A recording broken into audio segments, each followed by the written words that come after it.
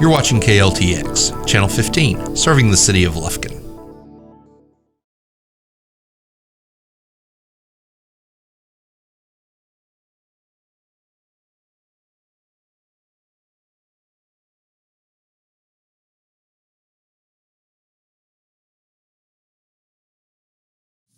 Today on Screen It or Stream It, it's a barrel of laughs. Laughs don't come in barrels. They come from inside you as your body's response to delight.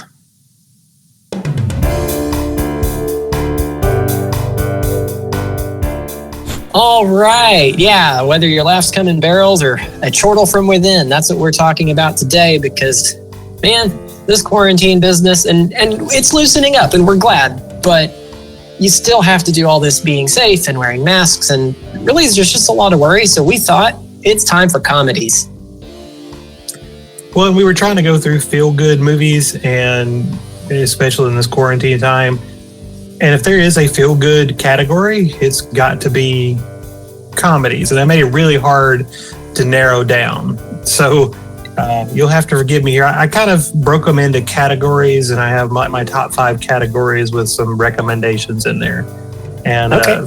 For number 5, I'm going to start off with what I call the classics. These are the black and white, just these great old movies. The Three Stooges, I love the Three Stooges. Anything with them is wonderful. But they did predominantly make shorts and not feature films. They did a few feature films, but they're not as good as the shorts.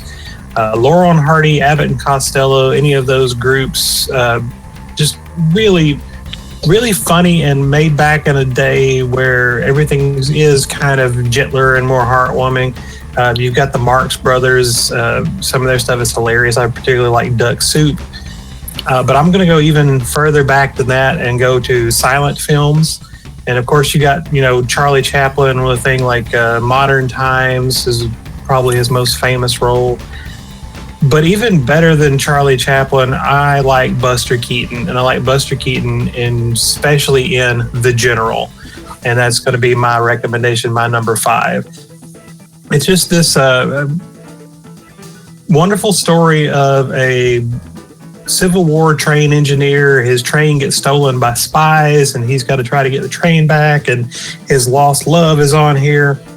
And both Chaplin and Buster Keaton, but especially Buster Keaton, I think The General was 1926, these unbelievable physical comedy, the unbelievable pratfalls and things they did before, not only before special effects and computer graphics, but kind of before safety. And it really is amazing to see how far he puts himself into danger. But there is just some kind of warmth and happiness to the whole thing, and the way he goes about trying to solve problems and get the train back. It just, I don't know, gives me the warm and fuzzies. Yeah, that's probably my favorite silent movie of all time. I had seen it in the history of cinema, fittingly enough, in college, and it's just really fun. So I will add to that, and this wasn't even on my list, but then I thought of it when you started talking about the black and white greats. My number 5, I'm going to put up Some Like It Hot, which is Jack Lemmon, Tony Curtis, and Marilyn Monroe. And some people have declared it the best comedy of all time. I'm hesitant to ever put something out as objectively the anything because, well, let's face it, this is all subjective. It depends on what you like. Anyway, Some Like It Hot is the story of 2 down-and-out musicians, and they very unintentionally witness a mob hit. And mind you, this is from the 50s, so it's very tame, but they witness this mob hit, and so then they are noticed leaving the scene by the mob, so now the mob's hunting them, and they have to get out of town quick. So they find this train with a bunch of musicians going to Florida, and they figure that's a great way to, get far, far away from the mob. Well, unfortunately for them, it's a train of ladies. It's a women's symphony. So what can one do except dress in drag and pretend to be a lady for the rest of the movie? And of course, shenanigans ensue when both of the guys fall for Marilyn Monroe's character. I don't remember her name. And it's just one of those situations. They're very much fish out of water, and they're trying to get the girl, but they're pretending to be girls. And so it's just a lot of good just silliness ensues from that. And of course, the mob figures out where they went and is hunting them the entire time. So it's just fun from beginning to end. So for my fourth pick, I went down the screwball, the zany, the silly, and kind of grouped those movies together. Things like Monty Python and the Quest for the Holy Grail, which is a must-see for anyone. Caddyshack, if you haven't seen Caddyshack, I mean, just a brilliant conglomeration of some of the greatest comedic actors of all time. Things like Up in Smoke with Cheech and Chong and the like stoner humor that started it all. Top Secret, which is a spy movie with Val Kilmer, and it's just unbelievably silly and over the top and ridiculous for the sake of ridiculousness, but it's also wonderful at the same time. UHF, Weird Al Yankovic doing. Actually, I really enjoyed the story too. It's Weird Al Yankovic and Michael Richards, and he has a TV station, and it basically gets left to him by his uncle, and it's worthless, and he brings it up for nothing and has to fight, corporations trying to knock him down, and all that's great. But again, just for the best screwball, silly, zany, stupid outright, has to be my number 4 pick, which is Dumb and Dumber. There is no more wonderful, just dumb movie. And again, it's Jim Carrey, and Jeff Daniels just doing silly and stupid stuff throughout, but they're such masters at the comedic timing and their facial expressions. And I mean, it's a silly story of them trying to go to Aspen on a basically no budget to return a briefcase to a woman that Jim Carrey has fallen in love with, that he met for 15 seconds. But it's just, first of all, you get that road trippy type thing where they're traveling and everything is going wrong. But also you get these just unbelievably stupid characters who do all this wonderful, great, zany stuff. And I can't help but smile. It's one of those I'll watch over and over and over again, and it makes me happy every single time I see it. Yeah, that is one that we get out just so time and time again, and it's fun every time. And I don't know how some movies just have that rewatchability, and that is definitely a favorite. For my number 4, I am going to go with. Let's go with a Western. And no, I'm not going with Blazing Saddles, although that one is really funny. The Three Amigos is just a fun. You've got Chevy Chase, you've got Martin Short, and Steve Martin playing these Hollywood actors that are, big in the silent movies. And they decide to negotiate for better pay because they think they're big stuff. Of course, the studio fires them on the spot because back then the studio owned everything. And so they didn't care. They just get new people. But meanwhile, down in Mexico, there's the small village that had seen their movies and kind of had that disconnect because, they see these great feats on the screen, so surely it must be real, right? So they send a telegram, but don't have enough money to send the message clearly, so most of it gets redacted and is received by the Three Amigos, who misunderstand it to think they want a show put on down in this village. Well, the village is actually being harassed by bandits, and they want the Amigos to come down and rescue them. Very much a Seven Samurai was what came to mind. The Magnificent Seven, but wrong situation, and so comedy ensues. I never once watched Three Amigos. Seven Samurai. That's. Well, no, but I think that's where the inspiration came from, is, okay, well, what about this, but with actors instead? And so it's all kind of sideways, but it's hilarity ensues. And of course, because it's a comedy, they end up having to save the day. So it's just fun watching those shenanigans unfold. Well, and again, an amazing cast to Steve Martin, Martin Short, Chevy Chase. Mm-hmm. Some of the greatest lines from any movie, and I think that's kind of a hallmark of a good movie or good comedy, especially, is when you just want to repeat the lines over and over and over again. But plethora.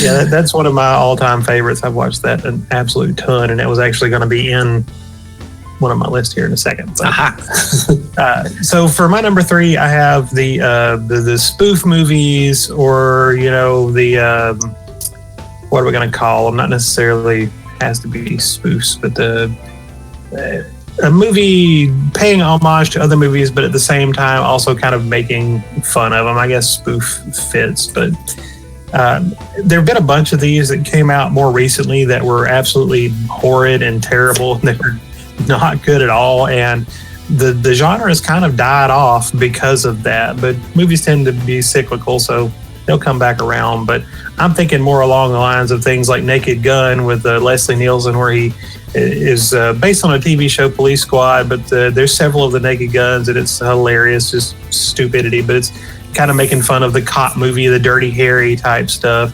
or Scary Movie, which was, again, making fun of horror movies, and was done really well. Actually, the first one especially, they kind of tapered off after the first one, and the later ones are really bad, but the first ones were really fun. But if you think, when I think spoof movies, there's one master of the spoof movie, and that's Mel Brooks. So any of the Mel Brooks stuff. Spaceballs is probably my favorite, again, making fun of Star Wars and Star Trek and sci-fi in general. And you got things like you mentioned, Blazing Saddles, making fun of the Westerns. Young Frankenstein was really good, kind of making fun of the horror genre and the Frankenstein in particular. But for a feel-good movie, Robin Hood Men in Tights from Mel Brooks just, again, gives me the warm and fuzzies. There's just something about it. And it's nothing special story-wise because it is Robin Hood, and there's been, the Robin Hood story has been done over and over and over and over again. But just the silliness of it, Carrie always is great. It was Robin Hood. Dave Chappelle plays Achu, who ends up being one of the married men. And there's just, again, silliness and zaniness, but there's all these like wonderful lines, like when he meets Little John, and Little John tells him as they're face to face, well, don't let the name fool you. In person, I'm actually quite large. And just things like that were just silly and funny. And it just, I don't know, there was such a charm and a warmth. The sheriff of Rottingham and Tracy Ullman playing the witch Latrine. And it's just so many wonderful moments, wonderful lines. Most of Mel Brooks's usually involve music too. I don't think, Spaceballs didn't. Blazing Saddles probably did. He tends to like to burst forth in song. Robin Hood Men in Tights does it a bunch, and which is weird for me because I usually don't like musical things, but it is so charming and so quaint that this is one, if you haven't seen it, I can't recommend Robin Hood Men in Tights enough. Like I said, Spaceballs is probably my favorite one of the bunch, but as far as feel good, I think you can't beat Robin Hood Men in Tights. Yeah, and Mel Brooks was actually one I wanted to mention in passing at least, so I'm glad you did, because there's just so many great things to mention when you get into comedy. I'm going to pick one that's, at least I feel like, a little lesser well-known-ish. I know you've seen it, but I'm going with the amazing mockumentary, The Gods Must Be Crazy. And it starts off like a documentary, and like, honestly, if you miss the opening credits, you will for about 20 minutes think you're watching a real documentary, and then it starts to get weird and you're not sure what's happening, and it can be very confusing, but it's a fantastic movie. It's kind of got that more subtle humor, I guess, and it's just a little off, but that's what makes it great. It's the story of, I can't even pronounce the guy's name. Was it like Abu or something? I don't know, but he's a bushman, lives out in the middle of nowhere in Africa. And one day, a airplane pilot flying overhead throws a empty Coke bottle out the window. It's a glass bottle. Of course, the bushman had never seen anything like this and takes it back to the village, apparently a gift from the gods. And they've never seen anything so smooth and hard and useful as this Coke bottle. So then suddenly everybody wants it. And they take this village that had been completely peaceful and everybody was happy, and now they're all fighting over this stupid, used Coke bottle. And so they give it to our main character, whose name I will not try to butcher again, and task him with throwing it off the edge of the world. And that's really where the adventure begins, because, the world is round. So he doesn't know that. Anyway, he goes on this adventure to try to throw it off the edge of the world, and of course runs into civilization eventually. And that's where things really get exciting, because he has no like framework to deal with modern man, who also has no context to deal with him either. So it ends up really, it's a fun ride. And then you get a couple other characters that, you know, are try to help him out once they figure out what he's doing, and they're trying to help him, but they've got, of course, communication barrier, and just it's a lot of fun. And of course, if you've ever had a vehicle that doesn't run well, they have one in that show named the Antichrist. That's what they call it, and it causes a lot of their problems too. But it's a fun movie. It's just strange, and I don't know. It's just a lot of fun. I always think back very fondly on that one. For my number 2, I had a hard time picking a name for this one because it's just a group of dudes. But in being quarantined, stuck in the house, and haven't seen anybody in person in a month, you know, friends hanging out, friends doing their thing, working together, having a good time, whatever, really hits home. So my number 2 set of films are going to be these like big ensembles where they're doing stuff together with their friends. And these are movies, and let's see if I can do this. Look, I got my Lambda shirt on. So movies like Revenge of the Nerds, which that comes from, which is probably for a long time I would have definitely said my favorite movie of all time. There's been some other ones that have been really good since then, but still at the top, because it's about a group of nerds that are friends, and they're trying to help each other out, and they're in college, and they're getting bullied by the athletes. And it was made way back when nerds aren't what they are today. You know, there was basically treated like a subclass of humanity, and I love the fact that there was a movie with them standing up for themselves and stuff, and it makes me happy. But it's definitely, there's some very low points in this movie where they're getting beaten up and downtrodden, and so it doesn't quite hit my top of this category for feel good. But other things like Animal House, which is also a college movie about a bunch of guys, but not necessarily nerds, is iconic and classic and should be seen. City Slickers, with a group of friends out on the cattle drive and all the stuff going wrong. Wayne's World, with Wayne and Garth and them just hanging out doing their thing. And if you want people hanging out doing their thing, Clerks is amazing and really good.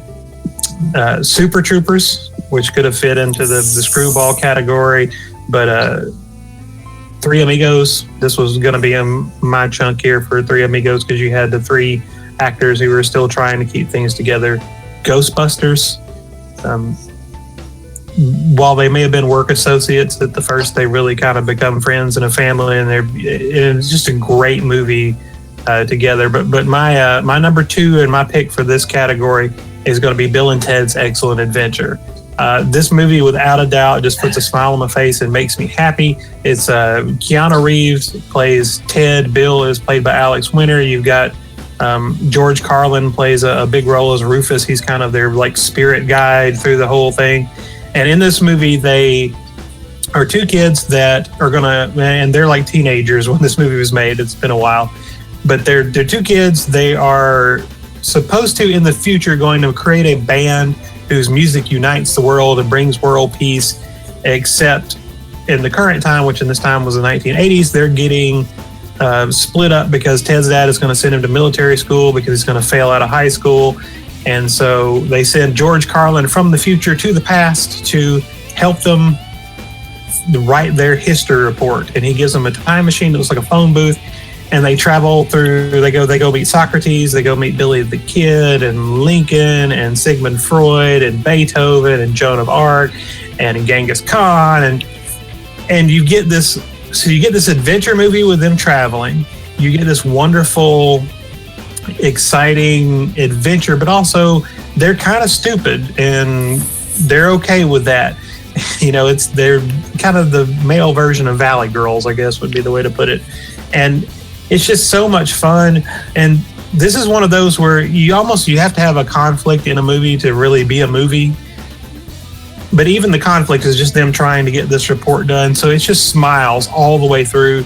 I love the soundtrack. Of course, I'm an 80s kid and the 80s music. The soundtrack is wonderful, and it's just happy all the way through, and you're smiling the entire time. Even when stuff goes wrong, it's still fun, and it just, as far as feel-good movie, just makes me so happy. All right. Well, I was going to mention, yeah, that is a great one. City Slickers was going to be my number one, but since you've already mentioned it, I'm going to just pretty much leave that there. I will mention in passing, though, that it's kind of the story of a guy or several guys having like the midlife crisis, and they go on a cattle drive and find their smiles again. And it is just fantastic. It's funny and also has that heartwarming bit that it gives you, that little extra. So it's a really great movie. My number two, we're on number two, right? Yes. I am going to go with Attack of the Killer Tomatoes, which is, it's a horror movie. When you've heard that there are movies that are so stupid and so bad that you just have to watch them and they're amazing, this is like the first one I think of. Well, this and Evil Dead, but this one's funnier because this is all just silly, weird, comedic stuff the entire time. And it is literally about an invasion of killer tomatoes killing people, and hilariously so. And it's just so many silly things that happen. I wouldn't even know where to begin, and we don't have time to get deep into it, but it's a fantastic movie with also one of the worst title songs I've ever heard. Well, not the title song, but the like end theme song is just so bad. Anyway, Attack of the Killer Tomatoes, don't miss it. It's funny. You will regret it, but then you'll be glad you went ahead and did it. My number one category is I'm going to call it the 80s and 90s masterclass. This is movies that, again, that's my youth was in the 80s and the 90s, so that's where my nostalgia lies, and that could be part of it. But movies like Coming to America, which is a wonderful movie starring Eddie Murphy, Dirty Rotten Scoundrels with Steve Martin, basically two guys who are con artists trying to trick a woman out of her money, but it's really smart and really intelligent at the same time. Ferris Bueller's Day Off, just a really happy movie. Trading Places, Eddie Murphy, Dan Aykroyd, the rich man, poor man, they swap them to see how they would live out. The Great Outdoors, Dan Aykroyd again, and John Candy. If you've never seen this, you will laugh till you cry. It is so silly. Planes, Trains, and Automobiles, Steve Martin and John Candy again. Two guys trying to get home during a blizzard, and it's just hilarious. But my number one, and it's just happy, fun, and it's the wrong season for it, but that makes it perfect, and that's National Lampoon's Christmas Vacation. There's 4, I believe, National Lampoon Vacation movies. They're all fun. It starts with Vacation, goes to European, Christmas, and then Vegas. But Christmas is my favorite one by far. I've watched it hundreds of times. It's the story of a man who just wants to have the perfect Christmas for his family, and literally nothing goes right. But at the same time, he's trying so hard, and everything is so silly, and you just grin until your face hurts when it's over. And that's going to be my number one feel good comedy, because you can put it on right now. I watch it 2 or 3 times a year and just have an absolute blast with it. Yes, absolutely. That is a fantastic movie, and we do watch it at least every Christmas for sure, and then whenever in the middle you feel like it. Somehow it got past me when we were talking about all the zany stuff to mention Airplane, which is Leslie Nielsen at his finest, and that is just a funny. That's another one that's kind of odd because it's all like played straight comedy. So there's no laugh track, but it's totally ridiculous. Anyway, I had to mention that in passing because you cannot do this list without that movie. It's great. Airplane.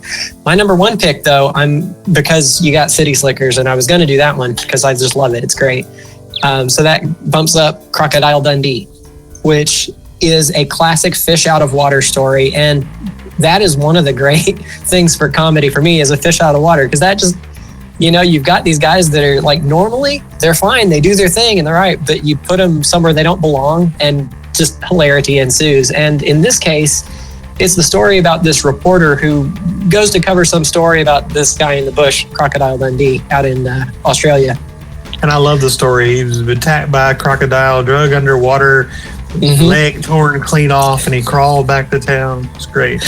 Yeah, and of course, some of that may have been exaggerated, as it turns out. But, of course, she's spending a few days with him to see where it all happened and all this. And, of course, finds out that while some details may have been exaggerated, he was the real deal. He was a tough guy. Anyway, and I forgot some of the details because it's been a little bit since I've seen it, but she takes him back to New York. And that's where the hilarity really ensues, because then you've got him just totally out of place and dealing with all of the, which it was in the mid 80s. So all the modern things, transvestites among them, to hilarity. Well, you had the double fish out of water story, because she was a New York reporter that had grew up in New York, and she goes to the bush and he takes her on an adventure through the, outback, and so she does not fit in at all there. Of course, he's also hamming it up the entire time to try to make himself look better for this story. And then in the middle, it just switches because she brings him to New York to get his opinion on New York. And then you've got this guy that's, never lived in a city of more than like 3 people in his entire life. And she drops him in the middle of New York. So that one completely slipped my mind, but that is a really good one. I loved that moment when Crocodile Dundee was walking away, and they had said they'd see him Thursday or something, and he stopped, turned around. What day is it now? And as he continued walking away after they told him, they said, crazy bloke. Doesn't know, doesn't care. It's just, I don't know. It's just, there's great, wonderful things end to end. So many wonderful moments and quotes too. That's not a knife. But I'm afraid that is all our time. Thank you so much for watching Screen It or Stream It. And remember, don't take your kids to the movies on Tuesday nights, because that's when we used to go.